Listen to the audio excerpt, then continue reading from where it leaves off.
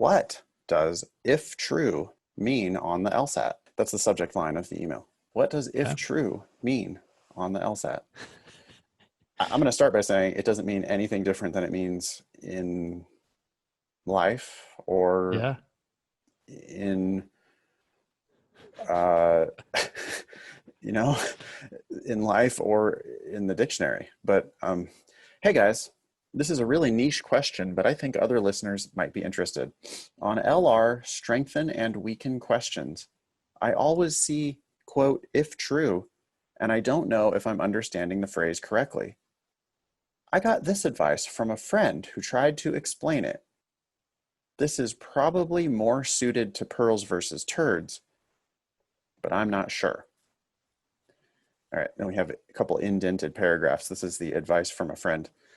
A lot of these questions contain the words if true, but not all questions that have if true in them are strengthening or weakening the argument types. To make sure an if true question is really a strengthening or weakening question, look for the identifying language that asks you to either strengthen or weaken the argument. Always assume that all the answers to strengthening or weakening the argument questions are true. Assume that the answers are true. Almost all these questions include the words if true in them to remind you that you're supposed to assume that each answer choice presents a true statement. Don't fall into the trap of trying to evaluate whether the answer choices are true or false. That's the advice. That's the end of the advice. I think that's good advice. It doesn't answer Jay's question though. Anyway, I don't know if Jay's question is like clear. Because well, yeah, you're right. Like the answer is almost like you want to make sure it's a strengthen or weaken question as opposed to what does the term if true mean? It's almost like is Jay thinking that if true is associated only with right. strengthening Well, weaken yeah, questions? and that seems to be what the friend has said here. Anyway, can you Yeah. help me better understand this phrase and what effect it has on questions? Best, Jay. Okay, Jay, you have to read the entire question, not just two You can't words just of the read the question. yeah. So your friend Yep. is, the advice that your friend is giving you here is sound. Hmm. Strengthen and weaken questions very frequently, almost always, contain the words if true, or Yep. maybe if valid, or If valid. if Or even it could even say if possibly assumed, or if assumed. Yeah. Hmm. there's a lot of different ways that they can say it, but it's the entirety of the question that's going to tell you whether it's a strengthened question or a weakened question or some other type of question. But the words if true mean if true. I mean, there's just not like, it's not any special meaning. So I looked up in the dictionary some examples of how if is used and some examples of how true is used. But the definition of if is when it's introducing a conditional clause, it's on the condition or supposition that, or in the event that. So an example is if you have a complaint, write to the director. So what the if is doing is it's saying, hey, if this thing is true, then you do this other thing. Similar usages are on the condition that, or provided that, or presuming, or supposing, allowing. Any of those, by the way, could be used in actual question stems on the LSAT. True means in accordance with fact or reality, as in a true story. So the phrase if true means, Oh, you know what I'm wondering if uh-huh. Jay is doing?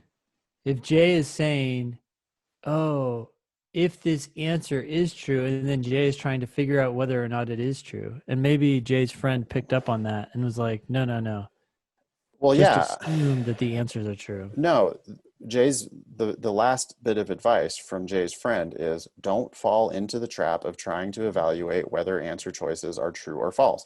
When it says if true in the Hmm. question is telling you that you have to accept each of the five answer choices as true.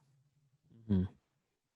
In, in other words, in accordance with reality or real, like you have to just accept them Hmm. when it says that. Yeah.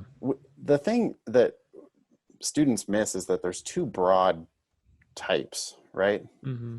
Mm-hmm. Ben, if we ever get around to writing our basic LSAT book together, Yeah. I think we need to talk about two types of questions, basically top-down questions and bottom-up questions. Mm-hmm. But the Yeah. bottom-up whole family of questions, it frequently says if true in the question. And what they're asking Yep. you to do is pick the answer that when it is true, you don't have to think about whether it's true. You just accept it as true. Does it strengthen the argument, or does it weaken the argument, or does it explain a paradox? And that is one of the things that students will do is they'll be like, well, but that can't possibly be true. Do an answer choice. Yeah. And you're doing the wrong thing if that's what you're doing on a strengthen or a weaken or a paradox question.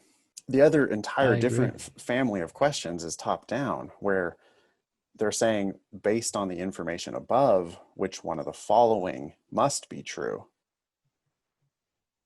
And that's an entirely different operation, because there you're not supposed to accept the truth of the answer choices. You're supposed to figure out whether the answer choices are true based on the information that you've read above. Yeah. Can I try to say that one more time without just try to say it way shorter? Sure. On a must be true question, you're trying to figure out which one of the answer choices has to be true based on the information above. On a strengthen or weaken question, where it says if true frequently in the question, you're trying to figure out which one of the answer choices is going to change the facts above. You don't have to care about evaluating whether it's true or not. You just think about whether it does something. For the sake of argument, you assume that it is true Right. and say, if it were true, if true, would it strengthen or weaken the argument? Would it have an effect? If it wouldn't, or it does the opposite of what you're expecting, then it's wrong. All right. I hope my help there wasn't more confusing than Jay's question in the first place, but I hope we got you. If we're correct, then in our understanding of what your question means, I think your friend gave you the advice you were looking for, which is just on strengthen or weaken questions. Don't bother thinking about whether the answer actually is or is not true. Instead, think about whether it does the thing that you're being asked to do to the argument. Yeah, the last thing I want to say here is Jay says, can you help me better understand this phrase and what effect it has on questions? One way to like get a little more precise is what effect does it have on answer choices? Right. And in strengthen and weaken questions, it's telling you just assume for this question, for the purpose of this test, that these 5 things are actually true. But when the phrase is used in like a must be true question, Oh, it's a little totally. different. Right. It Because, says if the statements above are true. Anyways, yeah. well, right. It could say the statements above, if true, Mm-hmm. most strongly support which one of the following. Mm-hmm. Well, in that case, the if true is referring to the argument Yep. The or passage. the Mm-hmm. passage. Yeah. Mm-hmm.